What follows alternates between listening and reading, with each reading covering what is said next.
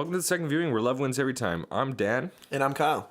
And today we're going to be talking about Star Wars The Force Awakens. So, I guess before we actually start talking about the movie, we're going to give some history on our relationship with Star Wars. So, Kyle, you want to kick that off? Yeah, I mean, honestly, my relationship is a little bit rocky, you could say. You might want to call me Balboa by the end of this cast, you know? Like, come on. All right. Oh, dude, I was about to call you Creed, actually. But... Oh, bro. In the arms of an angel. That's walking. All right. So, anyways. All right. What we're talking about in this segment is basically how I grew up with Star Wars. Honestly, I'll be straight up. Didn't grow up a whole lot with Star Wars. When I was very small when The Phantom Menace came out, Episode 1. So I went to go see this film with my father, who grew up with Star Wars. You know, he was in high school when A New Hope came out. You know, he loved Star Wars, essentially. So he wanted to take his kid to see Episode 1. And I go to this film with him, and I fall asleep instantly. I may have seen one pod racer. That's about it. Honestly, never went back and watched the film. Just skipped it. I guess... I wouldn't even say it wasn't for me. It just was like out of my like consciousness in a way. Never saw Episode 2. I got it for Christmas one year actually. Didn't watch it. My sister saw it instead. She loved it though apparently. So I always knew that like Star Wars was popular and I knew it was around. By the time Episode 3 came out, I was in like grade 7 or 8, and me and my father went to go see it again. And I remember this one and it was pretty good. I felt like it wasn't missing anything. I could already tell that the first 2 episodes probably were a lot of context that I didn't really feel like I needed to revisit because the 3rd episode pretty much explained that all for me. And I didn't feel like I was like really missing much. But that being said, I actually thought it was pretty cool. I thought the universe was pretty fun and I thought, But more recently you've been getting into Star Wars, what you're saying. Yeah, pretty much, yeah. So like fast forward literally like, who knows, like 10 years to now. And pretty much I just decided, I need to see the original trilogy because I had never seen it. Never seen 4, 5, and 6. And everyone kind of freaks out when I would mention that. I'd often not even bring it up. It's like kind of saying you hate the Beatles. Anyways, so basically I would often say, I need to finally watch these. And then when the hype was building for Episode 7, when the hype was slowly gaining for The Force Awakens, I was like, I gotta... Jump on the train, give it a shot. Exactly. So I sat down... Fair enough. I don't think there's anything wrong with that. I sat down pretty much mid-December, and I watched the original trilogy, and I thought they were great. But, like, one thing I definitely noticed while watching these movies was, like, even though I had never actually sat down and watched each movie, I felt like... I knew the scenes, I knew the characters. And, obviously I kind of knew what happened, but I just felt like even like everything about Star Wars was already so iconic that I just... It was you knew it and you didn't know it. Exactly, I knew it and I didn't know it. It felt like it was so culturally like relevant in like pop culture and whatnot, and I felt like, I just felt like I got it. I was like, I finally saw this, I finally get what Star Wars is. And so going into Episode 7, I was stoked. I was like, now I'm on the hype train for the right reason. I'm really stoked to see what's going to happen. I was in the Star Wars vibe, and I had I didn't watch any trailers. I didn't watch any promotional, anything really. Didn't even look at the poster. I just took like a step back as far as I could, and I went into this movie blind. Well, I think there's something to be said for Star Wars really grabbing you just with the release of a new movie coming out and, grabbing you and getting you on board. I think that says something about the series and its quality. But, my history with Star Wars is a little bit different. I always liked Star Wars. I watched it with my dad. Same sort of thing, except I didn't fall asleep. I was really into it. But I think in part that was because we had set up such an evening for it, man. It was like 3 weekends in a row. The whole family got together after work, after school, did your homework. That's awesome. That's so cool. And we ate supper in the living room. That was a big deal.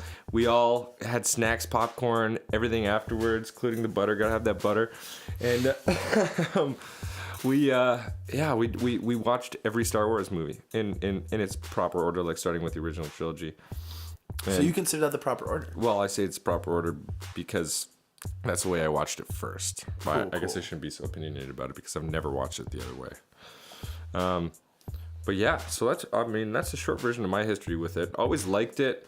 always really liked the size of the world, the fact that they talk about, how many planets are out there and how many options, possibilities there were.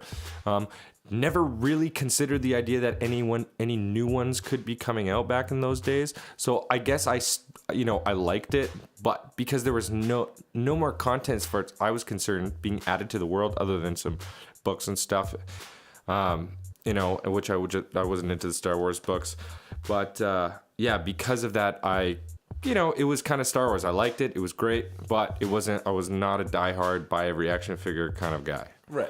But so going into this movie, what was your feelings?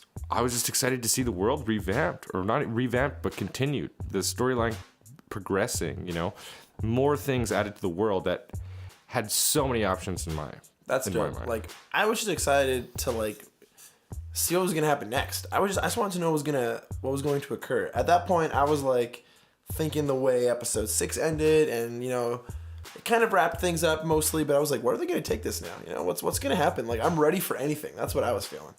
I was just ready for something new, a new take on whatever JJ Abrams wanted to go around and change, not really change, but I guess take the universe in his hands and decide how he wanted to go with it. And I don't know. I think I'll go right out and say it. I think he pulled it up. This is a cool movie. I really enjoyed it.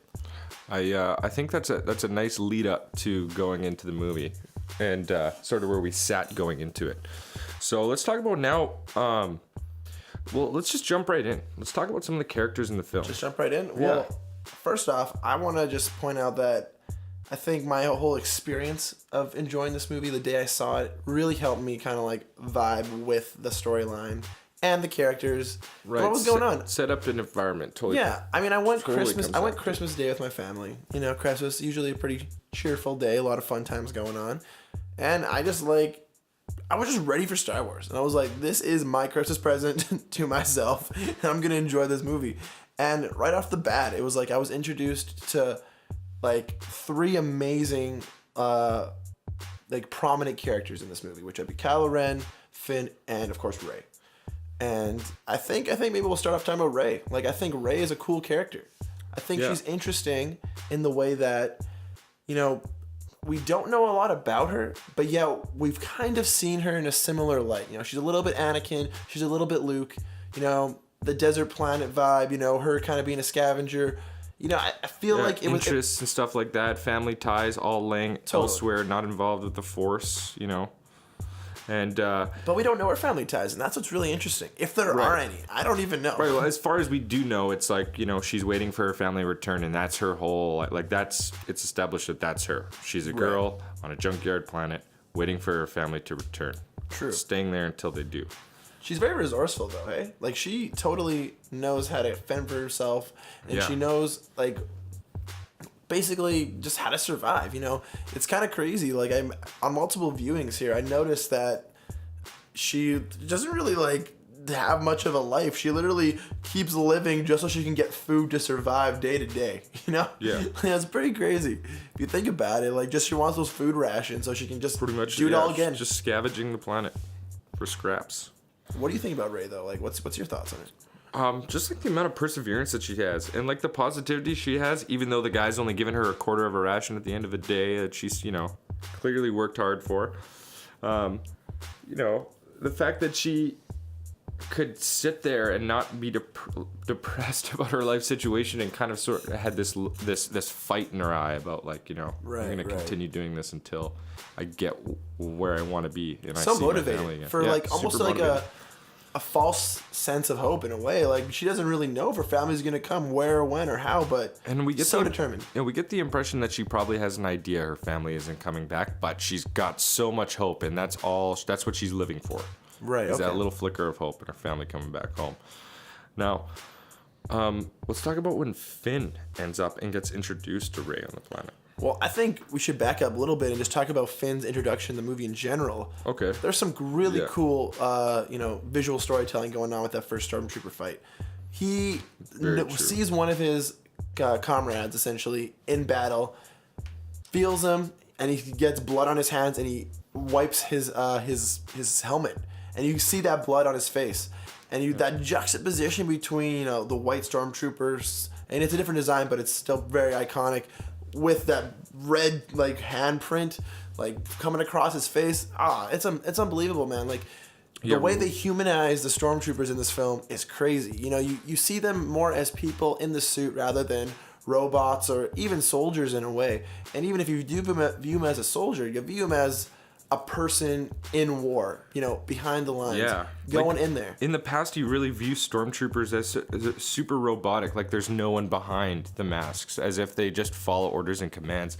But in this movie, you get the impression that they're human beings making decisions for themselves, right? Like they're people making choices like everyone else, and that the fact that they're choosing to slaughter for the dark side says something about the army. You know, it sort of introduces this new darkness to it, but also like with a glimmer of hope. Like Finn was obviously not into it, obviously wanted to escape, obviously was not the type of guy that wanted to be slaughtering a village just for the sake of finding one dude.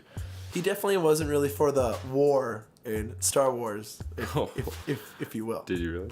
I went there. I agree, though. I think Finn is a really interesting character. You know, he is the kind of guy that, from what we know, he's been bred to be a stormtrooper. He's been bred to be a soldier, a fighter. Right. But he doesn't feel right about what the First Order's doing. He doesn't feel right about, you know, the stormtroopers' way of life or what they're fighting for, essentially. And he kind of like, he wants to go against the grain. He wants to be his own person. He doesn't necessarily even want to be part of the resistance. He just wants to break free and like have his own life. And when he does eventually meet Rey, I think their chemistry is on point. I think they both are people who have, you know, seen struggle in their life, and they're both people who want more. And I think that's a really cool way to relate between two completely different characters. I think they complement each other in a really great way, where there's an awesome scene where Finn is like grabbing Rey's hand, trying to help her, and she's like, "Why are you fucking holding my hand? Like, let go. Like, I don't need you to hold my hand." Yeah. Saying that, you know, Rey doesn't need help. She can fend for herself, but, you know, Finn just wants to, you know, he wants to better himself and those around him. He's trying to be a noble dude. Right. He's used to taking other people's orders, but when left up to him, he wanted to do the right thing and help someone else. Yeah. Which is, absolutely says something about him. And they do have a really unique bond. We were talking about earlier about how they sort of contrast each other in different ways, but they work so well together as a team. I think that's true. I think it's really cool. And the one thing I really liked about Finn's story in this movie, it was that they didn't follow a really basic plot point, which some people called the liar revealed, where in the way that he lies to Rey, right? Yeah. And says, you know, hey, I'm part of the resistance. I'm kind of a big deal over there, you know. And she's like, oh, great. Like, you know, like, this is awesome. Like, I've kind of always been interested in this. She was attracted to that. She was enticed by that. She thought that was cool. Yeah, that was definitely inviting for her. And like in a lot of, and similar, I saw that going like, oh no, she's going to find out he's not part of the resistance and they're going to get mad at each other. And it's going to be like, you know, we've seen it a million times, but instead he upright and says, you know, honestly, I'm not part of the resistance. I was a stormtrooper and this is what I'm doing now. And instead of like being mad at him, she just accepted for how she knew him and how she saw him as a person. And just blew it over. It was over in a second. I was so ready for some stupid, you know, conflict to happen. And I was like, come on. But this movie... Typical. This movie was smart in the way that they knew what the fans wanted and they knew how to introduce these characters, these brand new characters in the right way. And I think they set it up for some really great future storylines. And I'd really say this movie was 100% about the characters. Like totally, man. Yeah. One big character we haven't talked about yet. My boy Kylo Ren. What are you feeling about it, man? Kylo Ren, you know, we talked earlier about his strength in the scene where Finn gets the blood smeared all over his helmet, and Kylo Ren is holding a laser beam that's been shot at him with the Force. So badass. And I thought he was so cool when he first came onto the screen. Yeah, comes across as this really strong, powerful dude, but slowly throughout the movie, he starts to get weaker and weaker and weaker and weaker, and you kind of.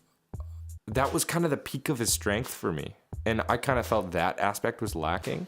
But do you think do you think his confidence has something to do with that? Do you think he walked onto that battlefield feeling like he owned the place, therefore he was strong? But when he's feeling weak, when he's not unsure of himself, when he's more unsure of himself, he's not as strong. You find out later in the movie that the light is grabbing at him, like the light side is grabbing at him, like his emotions are getting the better of him, like his feelings towards his father are getting the better of him, so he's getting weaker and weaker and weaker.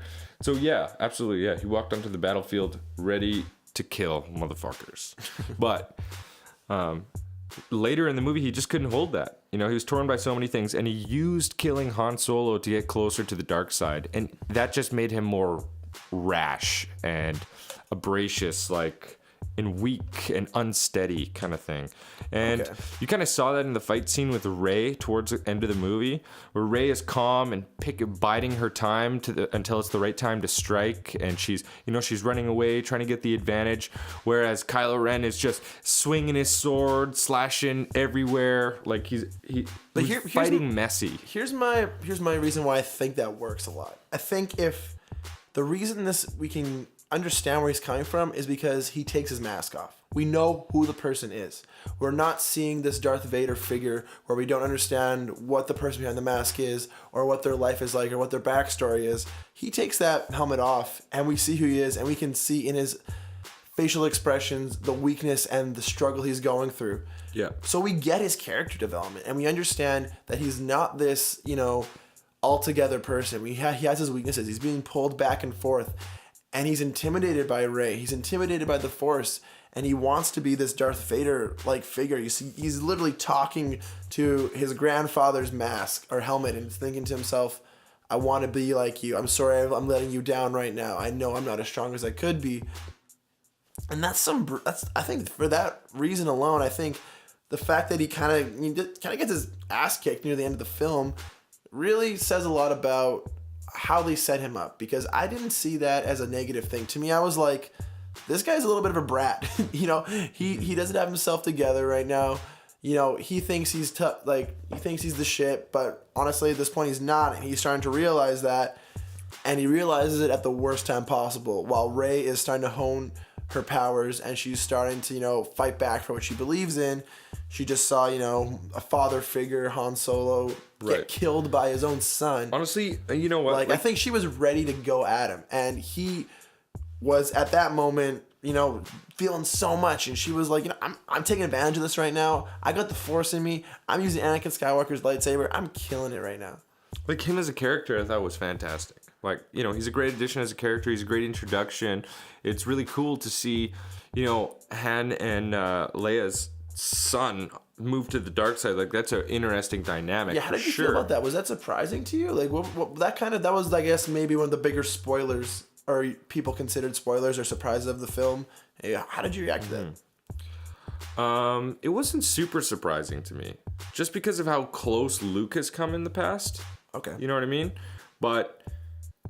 And I feel like, like the way the Force is portrayed, when you're fighting for the light side, there's always the attraction to the dark. There's always the attraction teasing you to go to the dark side. And I feel like vice versa is true as well. And, it's Darth Vader's grandson, right? There's more Darth in him than was thought. So I don't think it's like out of the question that, a family fighting so close towards the light could have, the opposite side as well. I think it's pretty cool. That wasn't surprising. I didn't think it was that surprising either, but I mean, it was interesting. I was like, that's a cool way to look at it. That's a cool dynamic to go into. Yeah, totally. And the way this JJ Abrams kind of set up like his backstory about it, like, we got Luke Skywalker trying to train new Jedi, and one of them turns on everyone. Like, that's a very interesting dynamic, and I think it's cool that Han and Leia's son is single-handedly the one thing that breaks up like the core members of the original trilogy. And of the Resistance, really. At that point. At that point.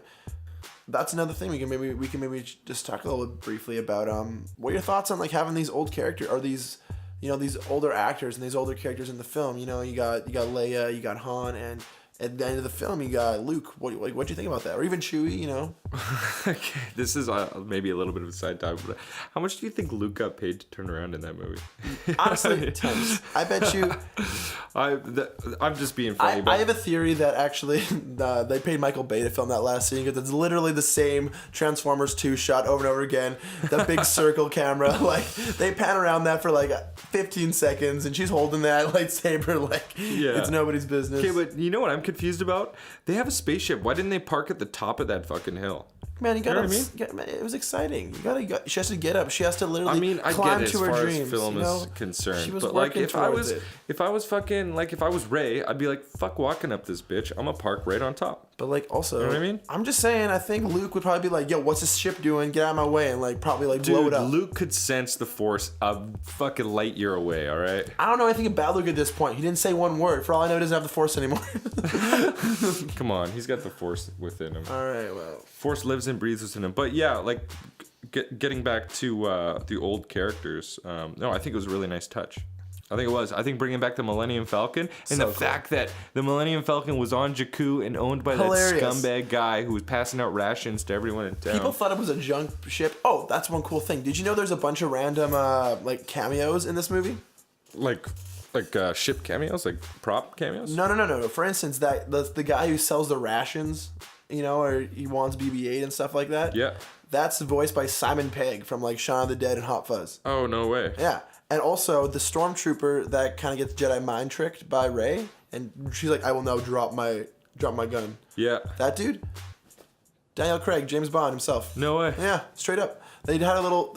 I think there might be another one, but yeah, there's a little random like celebrity cameos behind the scenes. That's cool. funny. I guess they have the money to do it. Well, yeah, it's Star Wars. They got all the money. Yeah. I think. The one thing about the older characters coming back, like I really thought Han killed it. I thought Harrison Ford was awesome. Chewie was like just felt natural. Like he should have been there no matter what.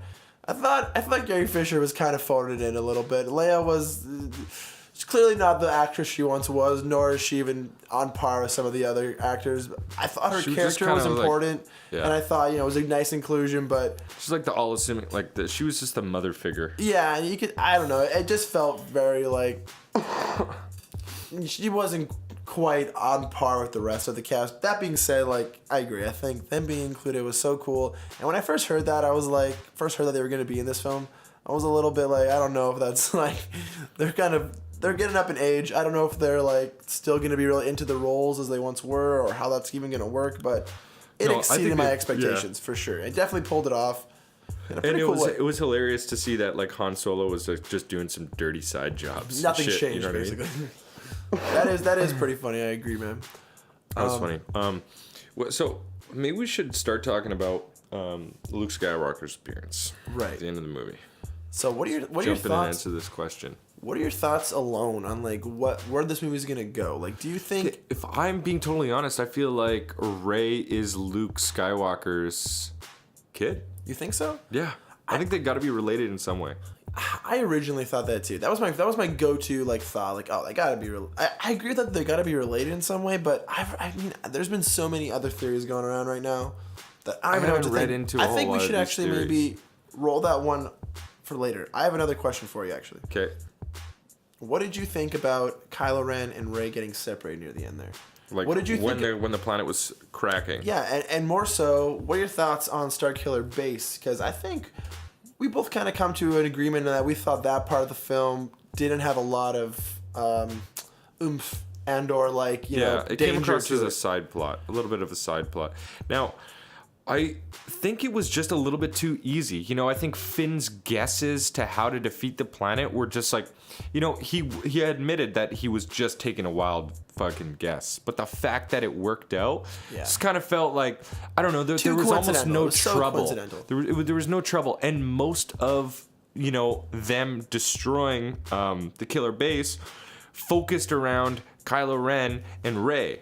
Right? Yeah, which is important. Like, you know what I mean? The movie was about character development and all that sort of stuff. And I feel like that was truly the main focus and potentially set up for further films. I was a lot more excited about what they were doing than I was about the planet. And I think the only reason that it bothers me is because the planet blowing up is actually very important to the plot.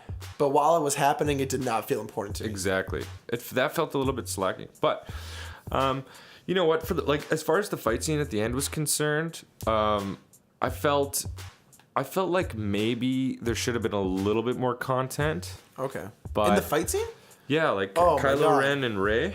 No way, man. I thought that was the best part of the film, honestly. I loved that fight scene.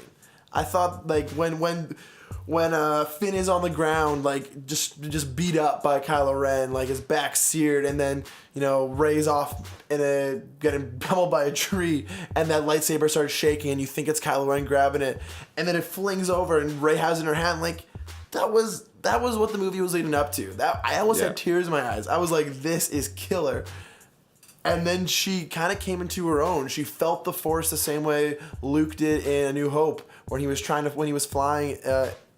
He's flying that X-wing, and he was listening to Obi-Wan's words, like, you know, you can do this, believe in the Force. He closed his eyes and he did it. And then you juxtapose that with Rey closing her eyes and feeling the Force, and, you know, having what it took to The Force overpower. awakened within her at that moment.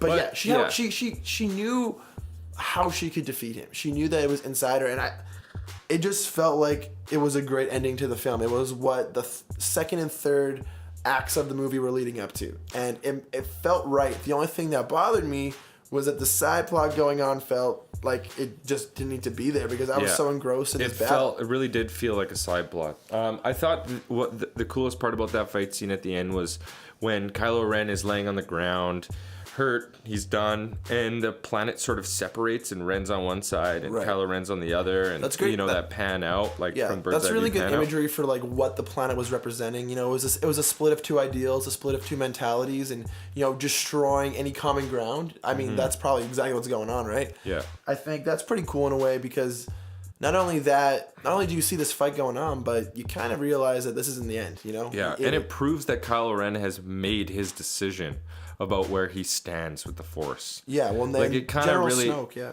Yeah, he killed his dad to get closer to the dark side, and he gave it his all to get rid of Ren. Yeah, I don't know. I think it's cool the way that ends there. It's like, you know, we need to get Kylo Ren. His training we'll finish his training now. So it's like, okay, so now this we know for a fact. He's moving forward in the dark side. Yeah, he's moving forward to the dark side. We know for a fact that that he isn't fully trained. You know, we don't really know what kind of hierarchy he has, or what his place in the First Order really is, but we get that he isn't quite where he could be.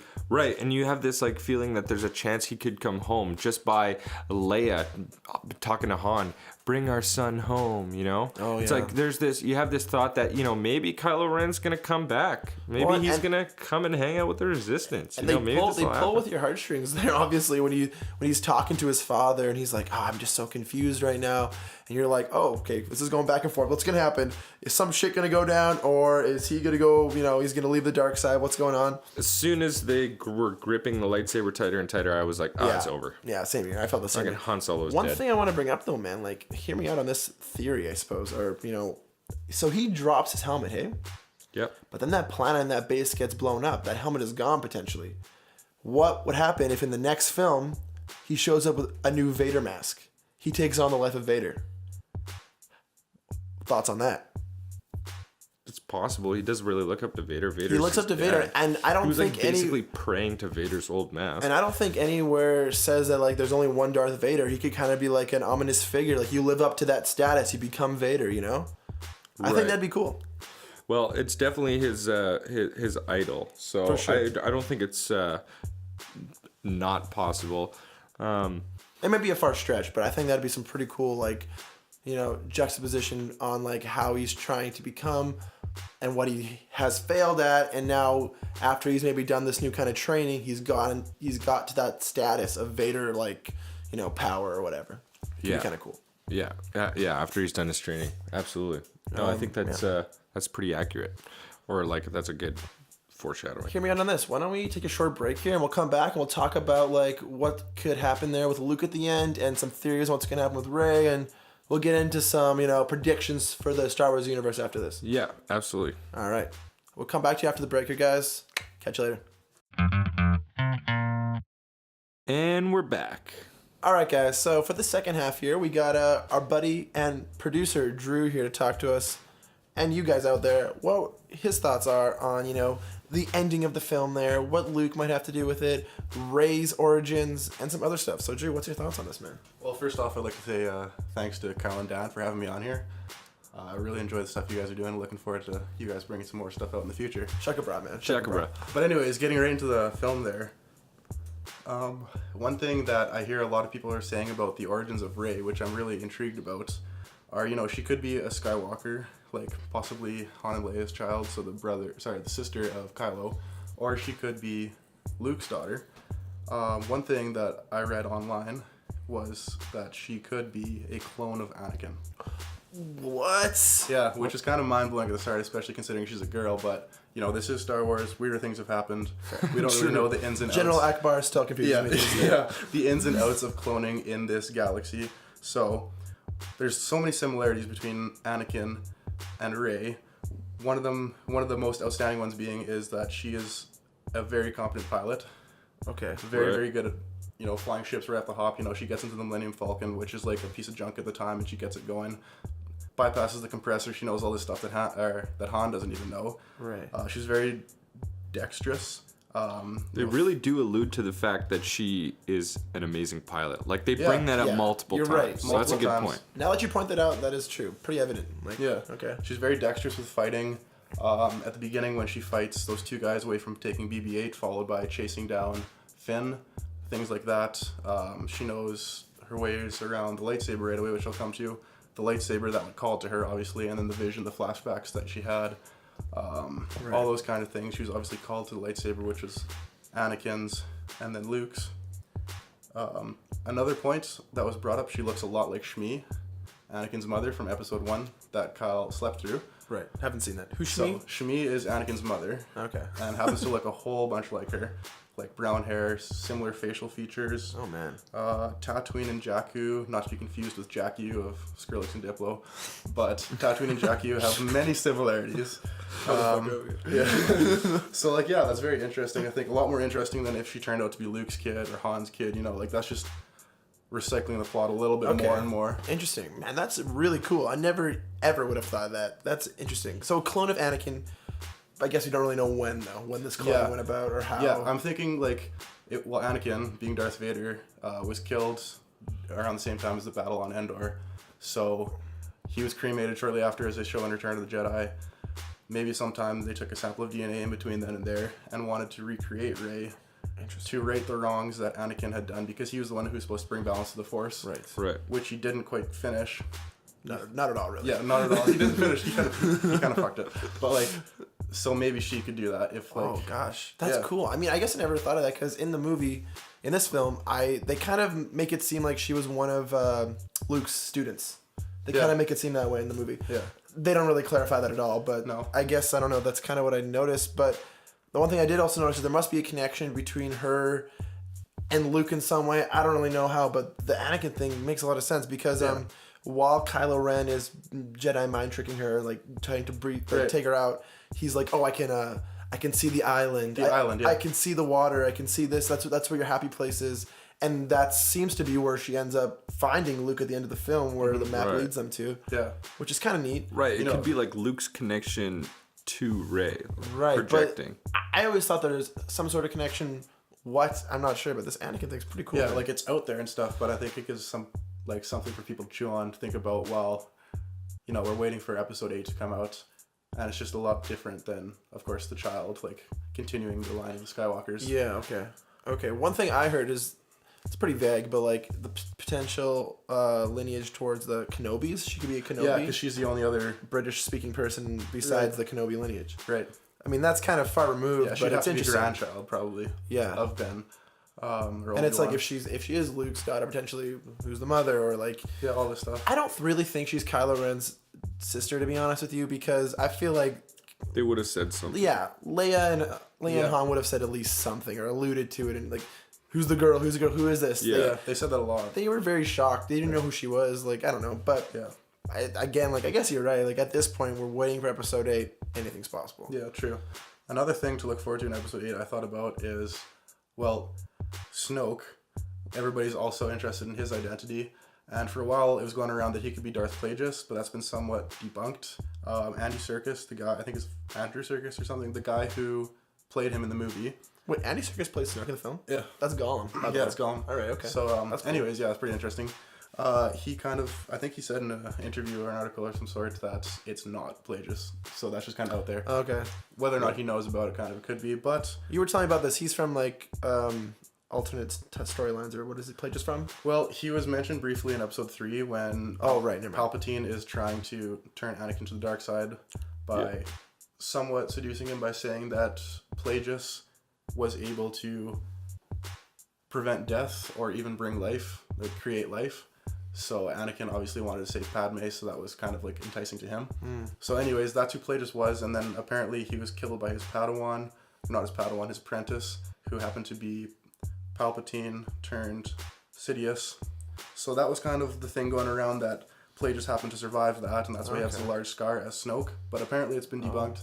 Another thing I just read before we started this podcast is Snoke could be Palpatine's son. Interesting. Which could also be a son that was created immaculately by Palpatine if he was taught everything that Plagueis knew. Oh, okay. I like that. I Yeah. think that's cool. I literally just read the title article and didn't bother to read it because I'm lazy. But, that's really interesting. That is No, interesting. honestly though, because like you're talking about Plagueis and you're talking about kind of what he stood for and his powers and whatnot, and how Palpatine obviously idolized that or like found that interesting. So I mean, that's pretty interesting. That could be cool. That doesn't sound too far fetched to me. Like, it is Star Wars. Anything could happen at this point, but that is, I guess, yeah. So I mean, like you brought up, I think Snoke and Rey are the two like biggest question wild marks. cards, yeah. Like, who are they? What are they going for? So what are you thinking about Luke though, man? Your thoughts on Luke? Like, you just think he just kind of needed to abandon what he thought he was letting down, or like? I think so. Like, he kind of just Yeah, he walked away from it all. Like, he left it all, he right? kind of put himself in exile. I think he felt really guilty about what Kylo did. And like the other thing people aren't really talking about a whole lot is the Knights of Ren, which is the probably, we're assuming, the other children, or I guess young adults that Luke was training That went rogue. Along with Kylo. Kylo is the strongest. That's why he's somewhat the leader. And they're briefly shown in the vision that Rey has. Okay. Yeah. So obviously Luke felt guilty about what happened. He was trying to make everything right again, bring the Jedi back. See, I guess when I watched the film, I always figured like the Knights of Ren were just the rest of the children, or I guess I just figured that Rey was part of that group. But now that I think about it, that was just the Knights of Ren. So for all I know, Rey wasn't even there. Yeah. Interesting. That's cool. Wow. Huh. Mm-hmm. I think it's nice though that they didn't really package everything up for us. I think it's cool that for the next lots of open ends and stuff. Next year and a half or more, we're gonna be trying to answer questions, trying to find like right where the storyline is going, where the plot line, where the missing links are, and soon enough we'll find out. That's the exciting part. Yeah, I think we have a lot to look forward to. I think the Star Wars universe is gonna be awesome at this point. I mean, they're planning to technically release a film every year. This December, we're going to get the Rogue One movie about the team that got the plans to how to destroy the Death Star and whatnot. That's pretty sweet. And some side plots with, I think, a Han Solo film and a Boba Fett film, if I was reading correctly. What, really? Yeah. I didn't know this. Yeah, they're going to do that. Apparently, Miles Teller or Dave Franco are the forerunners to play Han Solo, so it's interesting. I'm more of a Miles Teller because Miles Teller kills it all the time, in my opinion. Same here. Watch Whiplash, guys, if you haven't seen Whiplash. In fact, we'll probably do a Whiplash episode someday because that's a good movie. Don't know what we're talking about. Yeah. But yeah, I don't know. So I think that's probably our closing thoughts on Star Wars. Anything else you want to add there, man? No, I think we could sum it up there and move on to some other topics and all right, stuff that's happening on in the movie world. Thanks a lot, Drew, for joining in on us. Yeah, sure, guys. Thanks, Drew. Yeah, cool. All right, so that's our closing thoughts on Star Wars. I think what we're gonna do now is we're gonna move in on some awards speech. It's the awards season for film. This is a movie podcast, so we figured we'll kind of graze over what's been going on. At the least, we got to talk about some stuff. We got some good stuff. Me and Dan just watched the Golden Globes this past Sunday here. It's good stuff. Interesting, actually. It was pretty interesting. So, like, any surprises for you in terms of winners here, man?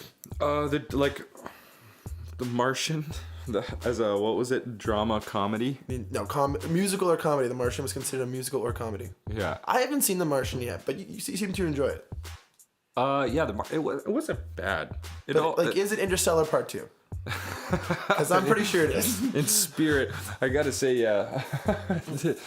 Matt Damon's character in Interstellar reminded me so much of his character in The Martian.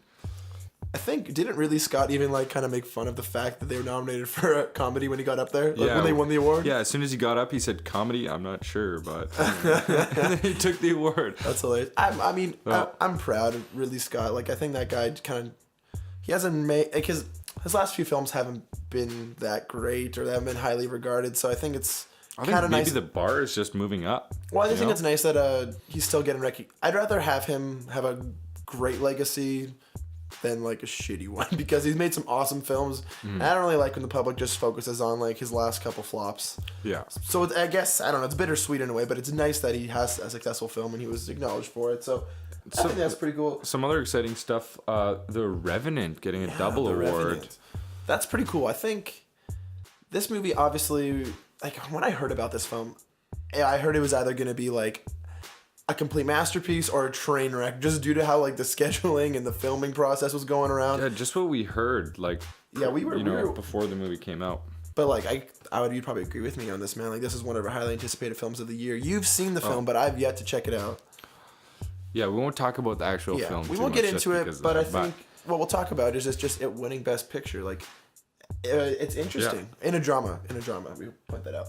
Like we have Alejandro Iñárritu winning again 2 years in a row. Like, geez, this guy's on a roll right now. Birdman, Revenant.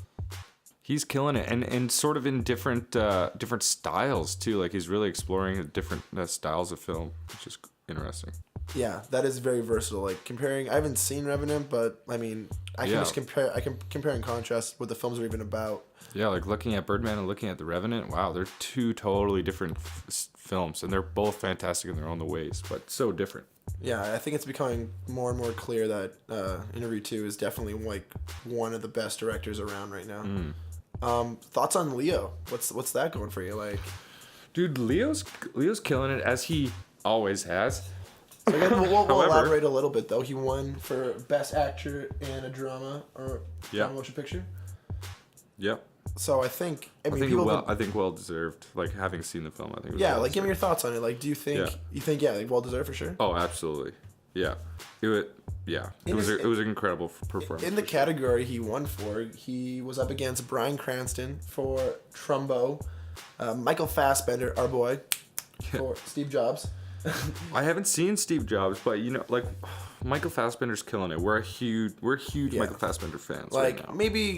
maybe too big sometimes. Like we love sometimes a little too big, maybe. Michael Fassbender kills it like actually every time. Yeah, but haven't seen him in the Steve Jobs movie, so can't really speak to that too much. No, that's true. I mean, it is a movie we've been wanting to see for a while.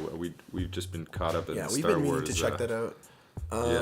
He was in Macbeth though, which didn't get any nominations this Golden Globe season. Surprising, actually. Yeah, I checked out Macbeth, and like I think we even mentioned in the last episode here, we're gonna be focusing on that at a later date too. But he was fantastic as Macbeth in that film, and maybe the Academy Awards might show him some love. I don't know, hard to say. But okay, also so we had Eddie Redmayne in The Danish Girl, and also Will Smith for Concussion. So I don't know. I think just looking at what he was up against, and I would say. Just Fassbender and Leo really stick out in that group. I would agree, and I think it's just Leo's year, man. Like I think it was. Yep, I think you're right. Well, it's been a long time coming. I mean, I think last time he was nominated for best actor and didn't get it for Wolf of Wall Street. That's when everyone was like, okay, like, say what you want about Wolf of Wall Street as a film, he was that movie. Yeah, 100%. That was his performance. That was his time to win. Matthew McConaughey. I have a soft spot for him, but he was not better than the Leo was for his performance in Dallas Buyers Club. Dallas Buyers Club, great movie, honestly, but just didn't stand a chance to Leo in my opinion. So what thoughts on back to The Martian really quick? Like Matt Damon winning Best Actor in a Comedy, that's kind of interesting. Yeah, it was interesting. Matter of fact, like not that Matt Damon's a bad actor because he's definitely not, but. I don't know. I would have really liked to see someone else get it. Yeah, I mean, we had Christian Bale and Steve Carell both nominated for The Big Short in that role, or in that category. I'm almost done The Big Short. Actually, I was watching it before we came here. So far, I think it's really good. I think Steve Carell really kills it. Really kills his character in that movie. He's definitely proving his worth as a as a serious actor. Yeah. I mean, we saw him in Foxcatcher last year, I guess this was, and then you see him in The Big Short now, and it's clear that he knows what he's doing. He's here to stay for these kind of more serious roles, and it's always I find it always awesome when a comedian who's he's pretty iconically known for Michael Scott at this point, I would say, but then also killing it in a completely different type of acting style. It's pretty sweet. Yeah, it's cool to see him show off his skills a little bit, and he totally does a great job in The Big Short from what I've seen of it. I've seen about 3/4 of the movie, I'd say. Had to pause it, of course, because we had to do the podcast. But we'll get there, though. Another moment for another time. That's right. We'll have to get back to The Big Short and bring that up at a different time after we've seen it a couple times. The second viewing is our thing. That's what we do. I think another pretty interesting winner actually was Sylvester Stallone for Creed, Best Supporting Actor in a motion picture. 40 years since he's won his last one, right? Yeah, that's incredible. For a character he created, same character. Yeah. That's pretty interesting. The Rocky series is obviously iconic to pop culture and film and everything, and I think it's really kind of almost like an underdog. It's the underdog story, right? Because you look at Stallone and people kind of make fun of him. He's kind of just laughed off as an old hick or old actor now, but still killing it in this role, still staying true to what he knows works, and he played the character he was meant to play essentially. And I don't know. To me, it's if it's not broke, don't fix it. His roles it just really fit. No, I think it's cool.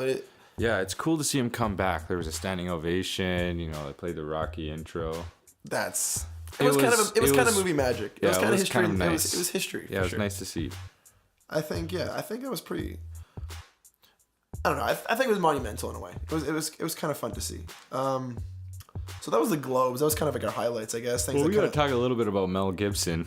Oh my gosh. We got to talk a little bit about Gervais was on fire. Gervais was on fire for sure. Man, shalom for me and sure. Mel Gibson. What does sugar tits even mean? I don't know.